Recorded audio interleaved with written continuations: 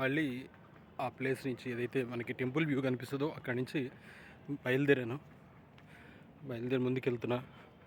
ముందు స్కందాశ్రమం వస్తుంది.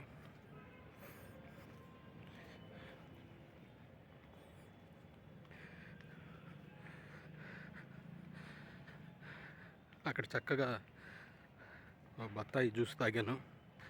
కొంచెం స్ట్రెయిన్ తగ్గింది. అంటే బత్తాయి జ్యూస్ తాగడం వల్ల మనకి అదే ఎప్పుడైతే చెమట పడుతుందో సి విటమిన్ తగ్గుద్ది, దానివల్ల స్ట్రెయిన్ అవుతాం. బత్తాయి జ్యూస్ తాగడం వల్ల మళ్ళీ నా స్ట్రెంగ్త్ వచ్చి మళ్ళీ ఫ్రీగా నడవగలుగుతున్నాను. అయితే ఇటువంటి ప్రయాణాలు చేసేటప్పుడు మాత్రం హడావుడి పడకుండా రండి.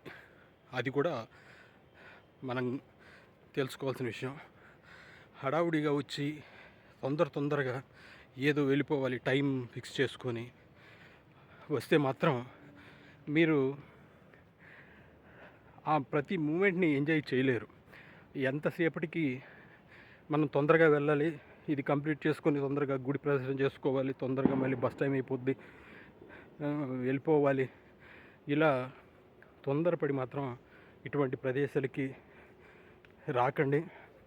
ఇక్కడనే కాదు, ఏదైనా గుడి సందర్శనకు కానీ లేదా ఒక మంచి టూరిస్ట్ ప్లేస్కి వెళ్ళినా అక్కడ టైం స్పెండ్ చేయడానికి చూడండి. అలసిపోకుండా తొందర పడకుండా లీజర్గా చూసుకుంటారండి. ఇదిగోండి, ఇక్కడికి వస్తే ఉన్నదే స్కందాశ్రమం. ఇక్కడ వీడియో తీయడానికి లేదు, అందుకని నేను ఇక్కడ క్లోజ్ చేస్తున్నాను.